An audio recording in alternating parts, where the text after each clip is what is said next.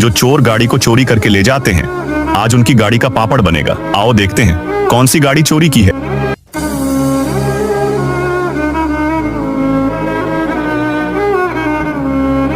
लगता है यही गाड़ी चोरी की है, लेकिन उसे देखने से पहले बेटा, मुझे देखकर इग्नोर मत करना। इस बार जो भी परीक्षा में पास होना चाहता है मैं पास कर दूंगी, लेकिन मेरा भी एक काम करना होगा तुम्हें। इस वीडियो को लाइक और चैनल को सब्सक्राइब करना होगा और 5 सच्चे दोस्तों को शेयर करना होगा और मेरे बेटे जाते जाते कमेंट में सरस्वती माँ लिखना। इसका तो पापड़ बन गया।